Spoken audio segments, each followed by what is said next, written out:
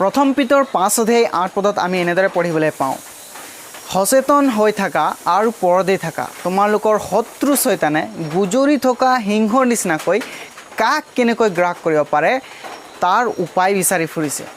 প্ৰিয়সকল, শয়তানে আমাক কেনেকৈ গ্ৰাস কৰিব পাৰে, কেনেকৈ পৰীক্ষাত পেলাব পাৰে, কেনেকৈ পাপত পেলাব পাৰে, কেনেকৈ তেওঁৰ পক্ষত লৈ যাব পাৰে, সেই কথা উপায় বিচাৰি ফুৰিছে।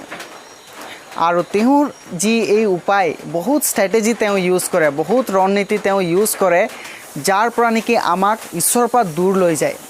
আৰু সেই ষ্ট্ৰেটেজিবিলাকৰ বিষয়ে, সেই ৰণনীতিবিলাকৰ বিষয়ে আজি আমি অলপ সময় আলোচনা কৰিম। মই ব্ৰুন আৰু আপোনালোক সকলোকে আমাৰ চেনেলত স্বাগতম কৰিছোঁ। আপোনালোকে যেনে আমাৰ চেনেলত নতুনকৈ আছে ছাবস্ক্ৰাইব কৰিব পাৰে আৰু ফেচবুকত থাকিলে ফ'ল' কৰিব। Praise the lord.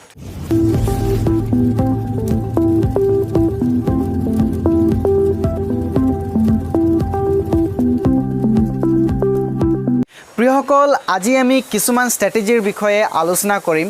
হয়তো এই ষ্ট্ৰেটেজিবোৰ বহুত কমন, যি নেকি আমি দেখিবলৈ পাওঁ, যাৰ দ্বাৰা শয়তানে মানুহক একেবাৰে পাপত পেলাই দিয়ে আৰু ঈশ্বৰৰ পৰা দূৰ লৈ যায়। তাৰ ভিতৰত প্ৰথম যি কথা মই ক'বলৈ বিচাৰিছোঁ সেইটো হৈছে আমাক শয়তানে নিৰুৎসাহ কৰে। চবতকৈ ডাঙৰ ষ্ট্ৰেটেজি তেওঁ ইউজ কৰে, ৰণনীতি, সেইটো হৈছে ডিছকাৰেজমেণ্ট। তেওঁ আমাক ডিছকাৰেজ কৰে যাতে তেওঁ ঈশ্বৰৰ পৰা আমাক দূৰ লৈ যাব পাৰে আৰু আমাক পাপত পেলাব পাৰে।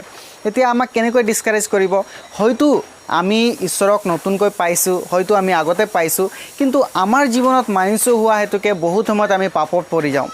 আৰু আমি বাইবেলত পঢ়িবলৈ পাওঁ যিচয়াত যে পুৰণি কথাবোৰ সোঁৱৰণ নকৰিবা। আৰু ঈশ্বৰৰ ওচৰত আমি যেতিয়া ক্ষমা বিচাৰোঁ, আমাক সম্পূৰ্ণ চফা হৃদয়ৰে যেতিয়া আমি ঈশ্বৰৰ ওচৰত ক্ষমা বিচাৰোঁ, ঈশ্বৰে আমাক ক্ষমা কৰে। হি ৰিমেম্বাৰ্ছ ন' মোৰ, গড লিচেন্স, হি ফৰগেটছ এণ্ড হি ফৰগিভছ। তাৰমানে তেওঁ পাহৰি যায় আৰু তেওঁ ক্ষমা কৰে আমাক। প্ৰিয়সকল, বহুত সময় শয়তানে আমাক যেতিয়া আমি ভালদৰে প্ৰাৰ্থনাত লাগি থাকিব বিচাৰোঁ, বিশ্বাসত লাগি থাকিব বিচাৰোঁ, তেওঁ আহিব আৰু আমাক পুৰণি পাপবোৰৰ কথা সোঁৱৰাই দিব আৰু আমি পুনৰাই ভাবোঁ ঈশ্বৰ আমাৰ লগত নাই, মই এজন পাপী হৈ কেনেকৈ ঈশ্বৰৰ ওচৰত যাম। সেই ষ্ট্ৰেটেজি শয়তানে ইউজ কৰে। কেতিয়াবা আমাক আমাৰ যোনটো ইনএবিলিটি, আমি কৰিব নোৱাৰোঁ, সেইবিলাক কাম আমাক দেখুৱাই দিব। হয়তো আমি কিছুমান ডাঙৰ ডাঙৰ মানুহবোৰ আছে, ডাঙৰ ডাঙৰ বিশ্বাসী লোকসকল আছে, ভাল ভাল কৰ্ম কৰিব পাৰে, বহুত দীঘল দীঘল প্ৰাৰ্থনা কৰিব পাৰে। হয়তো আমি নতুন আছোঁ বিশ্বাসত আৰু হয়তো বহুত দিন হ'ল বিশ্বাসত, কিন্তু আমি তেওঁলোকৰ নিচিনাকৈ কৰিব পৰা নাই। চবকে হয়তো সেই গিফ্টটো নাই, সেই দানটো দিয়া নাই ঈশ্বৰে। তো আমাক সেই কথাবোৰ সোঁৱৰাই দিব, তোমাৰ ওচৰত এইটো নাই, তোমাৰ ওচৰত সেইটো নাই, এইটো কৰিব নোৱাৰা, তুমি সেইটো কৰিব নোৱাৰা। সেইবোৰ কথা আমাক সোঁৱৰাই কিনে আমাক ঈশ্বৰৰ পৰা দূৰ কৰি দিব বিচাৰে। আমাৰ যোনটো কেপাচিটি নাই সেইটো আমাক কৰাবলৈ বিচাৰিব। আৰু আমি যেতিয়া কৰিব নোৱাৰিম, আমি নিৰুৎসাহ হৈ যাম, আমি ডিছকাৰেজ হৈ যাম। আমাৰ যোনটো ইনএবিলিটি সেইটো দেখাই দিয়ে, আমাৰ যোনটো কেপাচিটি নাই সেইটো দেখাই দিয়ে আমাক, যাতে আমি জানি বুজি আমি নিজকে তল কৰিব পাৰোঁ, আমি নিম্ন ভাবোঁ নিজকে, সেইবিলাক কথা আমাৰ ওচৰত থ'ব, যাতে আমি ডিছকাৰেজ হৈ ঈশ্বৰৰ পৰা দূৰ হৈ যাম। প্ৰিয়সকল, সাৱধান হ'ব আৰু পৰদি থাকিব। আমি বহুত সময়ত সেইবোৰ কথা পাহৰি যাওঁ। আমি হয়তো কেতিয়াবা পাপত পৰোঁ, কিন্তু ঈশ্বৰৰ ওচৰত যেতিয়া আমি পবিত্ৰ হৃদয়ৰে আহোঁ, তেওঁ আমাক ক্ষমা কৰে। আমি যেতিয়া পবিত্ৰ হৈ ঈশ্বৰৰ ওচৰত আমি যাওঁ, সেই সকলো কথাৰ পৰা আমি পৰিত্ৰাণ পাওঁ আৰু ঈশ্বৰ আমাৰ লগত আছে বুলি আমাক বিশ্বাস কৰিব লাগিব। আৰু যিবোৰ কথা পুৰণি হ'ল, আমি ঈশ্বৰৰ ওচৰত ক্ষমা বিচাৰিছোঁ, সেইবোৰ কথা ঈশ্বৰে পাহৰি গৈছে আৰু আমিও পাহৰি যাব লাগে। শয়তানে আমাক ৰিমাইণ্ড কৰিব, কিন্তু আমি তেওঁক ৰিমাইণ্ড কৰাই দিব লাগে যে তোমাৰ যোনটো ফাইনেল ডেষ্টিনেশ্যন সেইটো নৰকত আছে। তেওঁ আমাক ভয় খুৱাব বিচাৰে, কিন্তু আমিও তেওঁক ভয় খুৱাব লাগিব যে তোমাৰ ৰিয়েল ডেষ্টিনেশ্যনটো নৰকত আছে আৰু আমি ঈশ্বৰৰ মানুহ হয়, আমাৰ স্থান স্বৰ্গত আছে। আমাক যেতিয়া তেওঁ সেই ইনএবিলিটিবোৰ দেখাব, আমি নিজকে সাহস দিব লাগিব যে মই ইমানবোৰ কৰিব নাই পৰা, হ'লেও মই ঈশ্বৰত লাগি আছোঁ আৰু মই উঠিম আৰু মই যিমান কৰিব পাৰোঁ ঈশ্বৰৰ কাৰণে মই কৰিম। সেই কথা আমাৰ হৃদয়ত ৰাখিব লাগিব। প্ৰিয়সকল, দ্বিতীয় যি কথা শয়তানে ইউজ কৰে আমাক পেলাবৰ কাৰণে, সেইটো হৈছে তেওঁ আমাক ডিভাইড কৰে, মানে আমাক ইজনে সিজনৰ পৰা বেলেগ কৰি দিব বিচাৰে। হয়তো আমি জানো যে কথা ইউনিটিড strength, where there is unity there is strength বুলি কয়। য'ত নেকি একতা আছে তাত আমাৰ শক্তি আছে, য'ত অনৈক্য আছে তেনেহ'লে তাত আমি ভাঙি পৰোঁ। আৰু যেতিয়া ডিভাইড এণ্ড ৰুল হয়, আমি কাকো মানে একতাত দেখি নাপাওঁ। তো প্ৰিয়সকল, শয়তানে সেই ষ্ট্ৰেটেজি ইউজ কৰে। কেতিয়াবা হয়তো আমি যদি পৰিয়ালত এক হৈ আছোঁ, পৰিয়ালত কাম কৰিব, এজনৰ মাজত কিবা এটা ভৰাই দিব আৰু সেই কথাটোৱে আমি ইজনে সিজনৰ পৰা দূৰ হৈ যাম, ছেপাৰেট হৈ যাম। যেতিয়া আমি অকলে অকলে হৈ যাওঁ, শয়তানে প্ৰত্যেকক ইণ্ডিভিজুৱেলি এটেক কৰিব। তো প্ৰিয়সকল, বহুত সময়ত হয়তো আমাৰ গাঁৱত গীৰ্জাঘৰত হয়তো আমাক কেতিয়াবা মানুহবিলাকৰ বিশ্বাসীবিলাকৰ মাজত এনেকুৱা এটা কথা ভৰাই দিব পাৰে য'ত নেকি আমি ভাবিম এইটো ভাল নহয় আৰু আমি বেলেগ হৈ যাব বিচাৰোঁ। যেতিয়া নেকি আমি ডিভাইড হৈ যাওঁ, শয়তানে অধিককৈ অপৰচুনিটি পায়।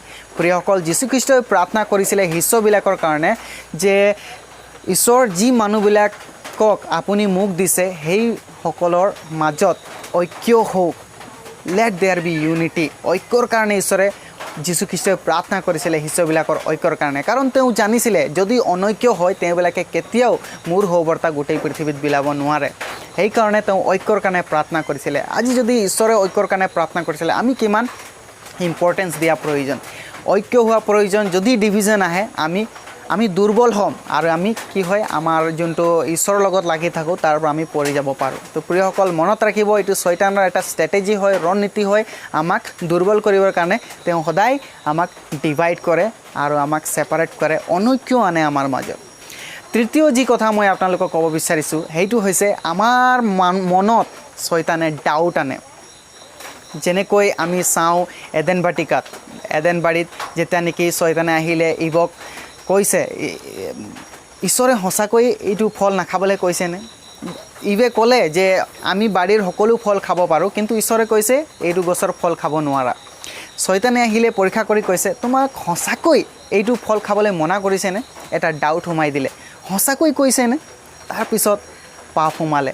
প্ৰিয়সকল, আজি বহুত সময় আমি পাহৰি যাওঁ।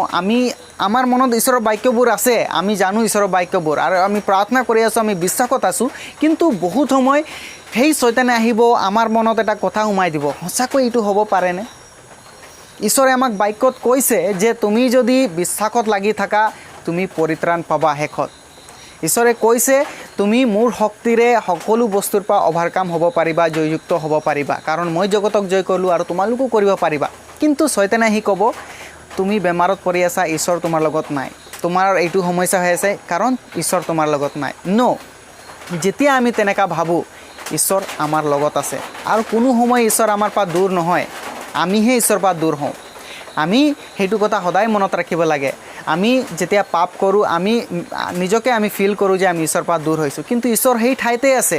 জাষ্ট ওৱান ষ্টেপ আমি যেতিয়া কনফেছ কৰোঁ, ঈশ্বৰক ক্ষমা বিচাৰোঁ, ঈশ্বৰ সদায় সেই তাতে আছে আৰু সদায় তেওঁ ক্ষমা কৰিবলৈ ৰেডি আছে। তো প্ৰিয়সকল, আমাৰ মনত সন্দেহ ভৰাই দিয়ে ঈশ্বৰৰ বাক্যৰ প্ৰতি আৰু ঈশ্বৰৰ লোকবিলাকৰ প্ৰতি আৰু তেওঁৰ যি শক্তি আছে তাৰ প্ৰতি আমাক শয়তানে ডাউট ভৰাই দিব, সন্দেহ কৰাই দিব, ঈশ্বৰে এইটো কৰিব পাৰিবনে? সেই তেনেকুৱা কথাবোৰ আমি চিন্তা কৰিবলৈ আৰম্ভ কৰি দিম। সঁচাকৈ ঈশ্বৰ আছেনে? সঁচাকৈ তেওঁ পৰিত্ৰাণ দিয়েনে? সঁচাকৈ তেওঁ সুস্থ কৰিব পাৰেনে? সঁচাকৈ তেওঁ আমাক সত্য পথ দেখুৱাব পাৰিবনে? সঁচাকৈ তেওঁ আমাক ছালভেশ্যন উদ্ধাৰ কৰিব পাৰিবনে? সেই কথাবোৰ আমাক ডাউট ভৰাই দিয়ে। তো প্ৰিয়সকল, সতৰ্ক হোৱক, শয়তানৰ যি ডাউট, যেতিয়া আমি ডাউট সোমাই যায় আমাৰ মাজত কাজিয়াৰ সৃষ্টি হ'ব, আমি ঈশ্বৰৰ পৰা দূৰ হ'ম আৰু আমি পৰি যাম, আমি শয়তানৰ ফলীয়া হৈ যাম। সাৱধান হওক, পৰ দি থাকক। চতুৰ্থ যি কথা মই আপোনালোকক ক'ব বিচাৰিছোঁ, শয়তানে ইউজ কৰে, যি ৰণনীতি ইউজ কৰে আমাক পেলাবৰ কাৰণে, সেইটো হৈছে অসন্তুষ্টিতা, ডিছকণ্টেইনমেণ্ট। বহুত সময়ত আমি কি হয়, আমি আনৰ বস্তুবোৰ চাওঁ আৰু কেতিয়াবা হয়তো আজিকালি ছ'চিয়েল মিডিয়াৰ যোগে আমি ফেচবুকত চাম, হোৱাটছএপত চাম, বিভিন্ন ছ'চিয়েল মাধ্যমত যি আছে সেই বস্তুবোৰ চাওঁ। এই মানুহজনক ঈশ্বৰে ইমান আশীৰ্বাদ কৰিছে, সেই মানুহজনক ঈশ্বৰে ইমান আশীৰ্বাদ কৰিছে, আমি কম্পেয়াৰ কৰিবলৈ আৰম্ভ কৰি দিওঁ আৰু আমি নিজৰ জীৱনত চাওঁ, মোৰ জীৱনত এইটো নাই, মোৰ জীৱনত সেইটো নাই। হয়, ঈশ্বৰে আমাক বস্তুবোৰ দিছে, হ'লেও সেই অকণমান বস্তুবোৰ আমি নাচাই আনৰ বস্তুবোৰ চাবলৈ আমি সদায় সাজু হৈ থাকোঁ। মই এবাৰ এটা কাহিনী কৈছিলোঁ আৰু সেই কাহিনীত লোকবিলাকে বহুত এনকাৰেজমেণ্ট পাইছে, য'ত নেকি এজন মানুহে নিজৰ বস্তু যি আছে সেই বস্তুটোক নাচাই সদায় আনৰ বস্তুটোক চাই থাকে। সেই মানুহজন ভাবিছিলে যে মই যদি তাৰ জেগাত থকা হ'লে কিমান ভাল হ'লহেঁতেন।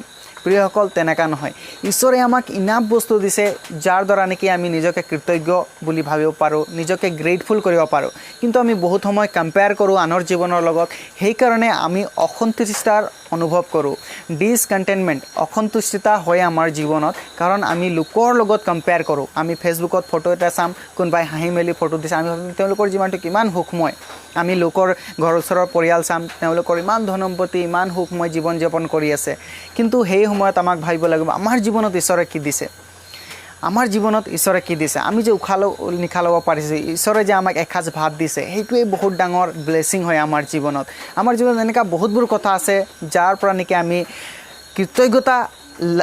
কৃতজ্ঞ হ'ব পাৰোঁ ঈশ্বৰৰ প্ৰতি সেইবোৰ কথা চিন্তা কৰক আনৰ জীৱনত চাই যেতিয়া আমি কম্পেয়াৰ কৰোঁ আমি ডেফিনেটলি অসন্তুষ্টি হ'ম আমাৰ ডিসকণ্টেইনমেণ্ট হ'ব কিন্তু আমি যেতিয়া নিজৰ জীৱনত চাই আমি ঈশ্বৰক ধন্যবাদ দিম আমি ডেফিনেটলি আমি কৃতজ্ঞ হ'ম আৰু আমি কণ্টেণ্ট হ'ম আমি ছেটিছফাই হ'ম সেইটো ঈশ্বৰে আমাক বিচাৰে আমাক যি দিছে তাৰ প্ৰতি আমি সন্তুষ্টি হ'ব লাগে পঞ্চম যি কথা মই ক'বলৈ বিচাৰিছোঁ যি নেকি শয়তানে ইউজ কৰে যি ৰণনীতি যি ষ্ট্ৰেটেজি ইউজ কৰে আমাক পেলাবৰ কাৰণে সেইটো হৈছে ডিষ্ট্ৰাকশ্যন তাৰমানে আমাক ঈশ্বৰৰ পৰা আমাৰ যি কেন্দ্ৰ আছে আমাৰ যি দৃষ্টি আছে তাক বেলেগ ফালে লৈ যায় ফৰ ছাপ'জ আমি যদি 7টা বজাত প্ৰাৰ্থনা কৰোঁ আৰু সেই মতে যদি কিবা ভাল চিৰিয়েল আহিছে 7টা বজাত আমাৰ কি হ'ব ডেফিনেটলি আমাৰ ফ'কাছটো শয়তানে এইফালে নিব এইটো চাই ল'ম তাৰপিছত প্ৰাৰ্থনা কৰিম সেই ঠিক তেনেধৰণে প্ৰাৰ্থনা কৰাৰ সময়ত সহযোগিতাৰ সময়ত আৰু বিভিন্ন সময়ত যদি আমি বাইবেল পঢ়াৰ সময়ত কিবা এটা ভাল চাবলৈ পালোঁ সেইফালে গুচি যায় আমাক ডিষ্ট্ৰাকশ্যন কৰে আমি যেতিয়া ভাল পথত যাব বিচাৰোঁ